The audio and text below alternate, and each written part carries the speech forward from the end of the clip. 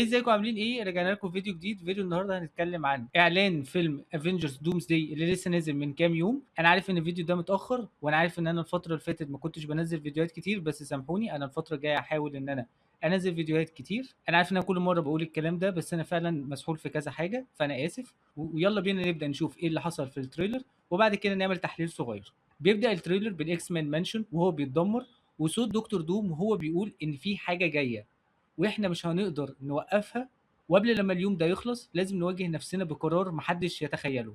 بعدين بنشوف الافنجرز تاور الجديد وثور ونيو افنجرز، وكان واقف معاهم كمان انت مان كابتن امريكا الجديد، اللي بيقول انه حارب محاربين كتير جدا في وقته وكانوا اقوى بكتير من الناس اللي واقفين حواليه، وانه كان قادر انه ينتصر عليهم، لكن هو خايف من الشخص ده.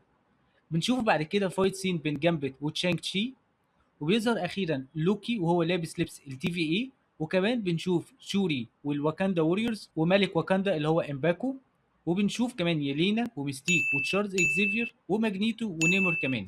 وثور بيكمل ويقول انهم لازم يسيبوا اي خلاف على جنب عشان يقدروا يهزموه، وانهم لو رجعوا هيكونوا اخوات، وانهم محتاجين فعلا لمعجزه عشان يكسبوا. بنسمع صوت ستيف روجرز اللي ثور مش بيبقى مصدق انه رجع وهو صغير مش كبير زي ما شفناه في نهاية فيلم اند جيم، وثور بيقول له اثبت انك ستيف روجرز اللي بيخلي ميولنير تجيله. وبنشوف الفايت بين ثور ودكتور دوم اللي بيوقف ستورم بريكر بقوتها بصباعين بس. ده كان التريلر. تعالوا نتكلم شوية عن ايه اللي جوه التريلر. التريلر بيبان ان في حاجة اسمها انكرجن. الانكرجن ده هو ده تصادم بين الاكوان زي ما ظهر في فيلم دكتور دوم مالتيفيرس اوف مادنس. ممكن يكون التصادم ده حصل بين عالم الام سي يو وعالم الاكس مان والفانتاستيك فور، لسه ما فيش اي حاجه بتقول ايه سبب الانكرجن ده او بين انهي عوالم.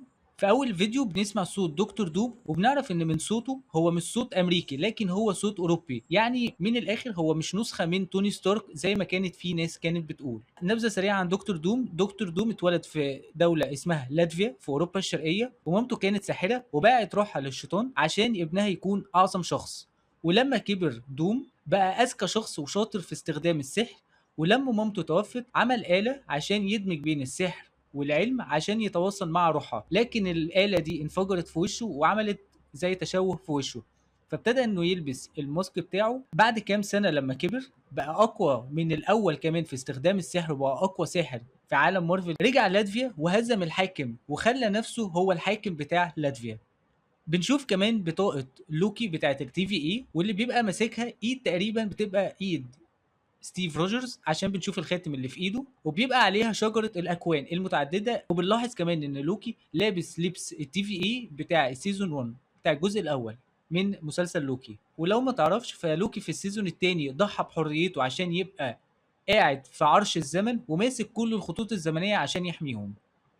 في الفايت بين ثور ودوم بنشوف لما دوم وقف الستورم بريكر بصباعينه الاثنين، بنشوف على الجوانتي بتاعه علامه كده. العلامه دي هي رونز او طلاسم سحريه عشان تحميه، وهي مزيج من السحر اللاتفيلي والنورديك. الموضوع ده فعلا شدني جدا وابتديت ان انا ادور عليه. لقيت ان في ريدت، هسيب لكم اللينك تحت، ان الرونز دي موجود على كل الارمر بتاع دوم، وهو بس مش صد الضربه بتاعت ثور، هو كمان امتصها. كمان دوم في الكوميكس كان بيستخدم 3 انواع سحر: لاتفيا ماجيكال رونز، وده كان مخليه على الارمر بتاعه، وده كان عامل زي جدار حمايه على جسمه.